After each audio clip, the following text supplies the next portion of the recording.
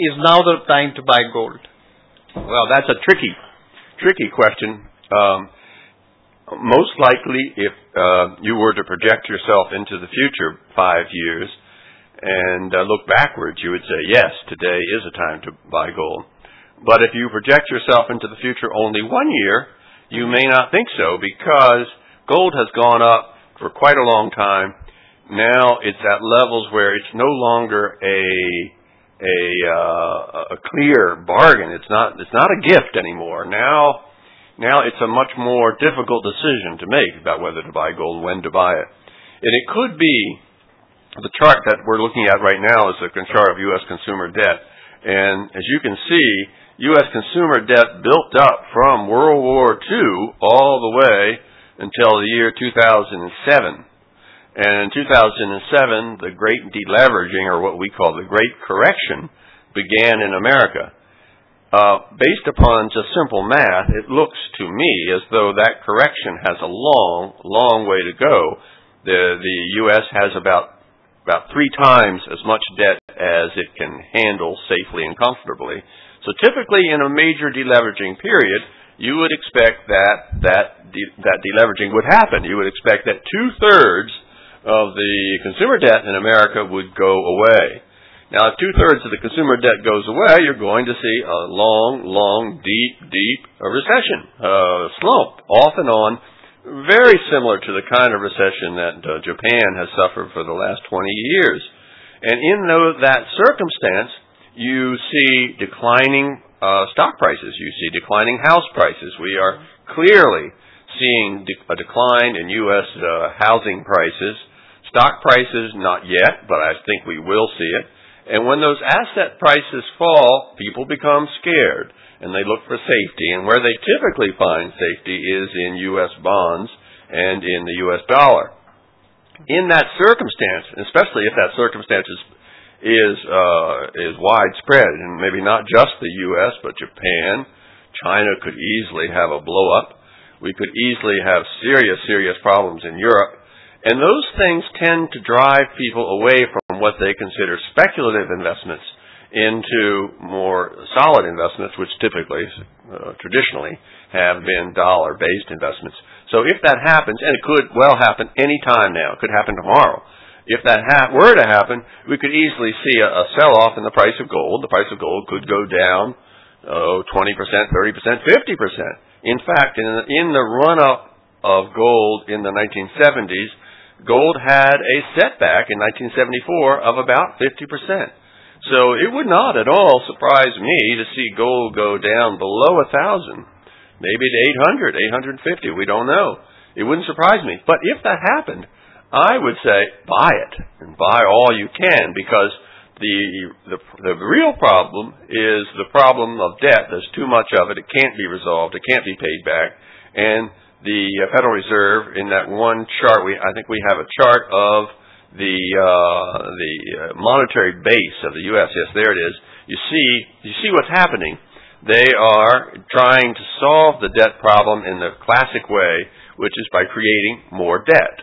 That line, you say U.S. Fed assets, well, that's really debt. It's the monetary base of the United States. It's in the form of bonds that the Fed has bought from both private industry and now from the U.S. government.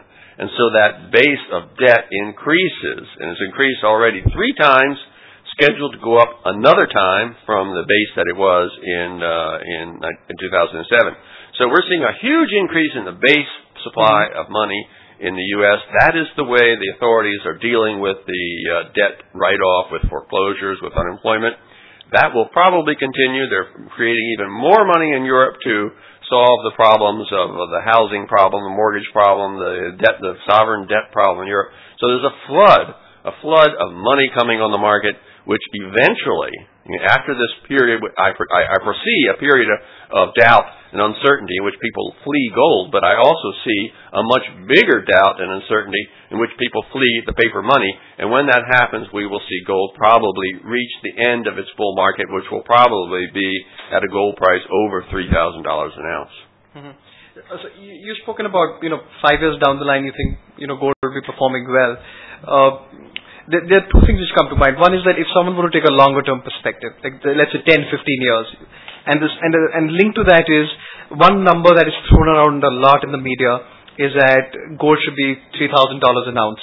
So what's your take on that, and do you see that direction? I think that number is just made up. There are a lot of, you can do lots of different analyses to figure out where the price of gold should be, and but nobody knows where the price of gold will be. It's hard to figure. You could just look at that monetary figure. If they increase the monetary base of the U.S. dollar 4 times, you could say, well, then the price of gold ought to go up 4 times. Well, then you'd say, well, go up 4 times from where? Does that mean 4 times from its price in 2007, or was it about $800 or so? So 4 times that's $3,200.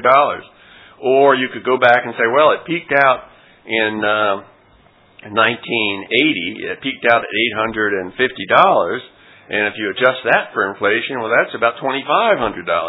So I see that's where these numbers come from, just simple math, and they converge around the $3,000 mark. But it is absolutely impossible to predict where it will go.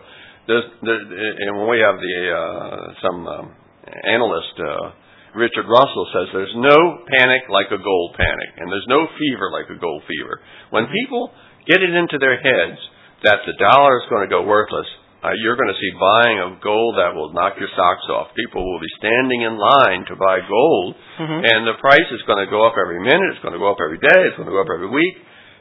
Who knows where that will peak out? I certainly couldn't say. In what form do you think people should own gold? Now, you can buy bullion, and the other thing is coins. Yes, well, I think the best form for most people, the best form of gold are gold coins. Bullion coins are very simple. There's not much of a markup on them. They're easy to trade. They're easy to hold. They're easy to save. They're easy to carry around. In a crunch, they're easy to trade in. Everybody knows what they're worth. They're very liquid. For most people, that's probably the best thing. And since the price per ounce is now $1,400, with just 10 coins, you've got $14,000, and with 100 coins, you've got $140,000. So you don't need a lot of storage space for that kind of money. If you are a much bigger investor, then you have to do something else, and typically that would be bullion in a bank vault is probably a good way to do it. We recommend various things, even the ETFs. Now, a lot of people ask a lot of questions about ETFs, and those are questions that I can't answer. But I think the real answer is that the ETFs are fine unless there's a real breakdown in the financial system or in society at large.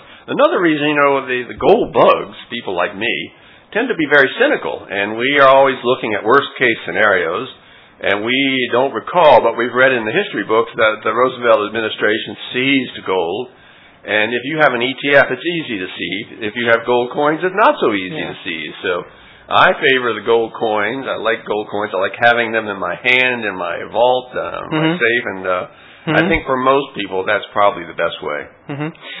Now, I know you run an advisory service called the Bonner Family Office, where you're trying to tell people what you do and what you think is the right thing to do. So there, what are you advising? How much gold should a person have in his portfolio, for instance? Well, the Bonner Family Office, just to clarify, is for family offices. So these tend to be wealthier families and families with a multi-generational approach. So what we're trying to do is to hold on to money, trying to preserve spending power over generations. And what we're advising our members now is to be 20% in gold, 20% of their wealth. Of course, it depends what form your wealth is. If you have a huge corporation and you're immensely rich, it would be hard, just physically hard to hold that much gold. But I think for the average rich person, 20% in gold is a good round number.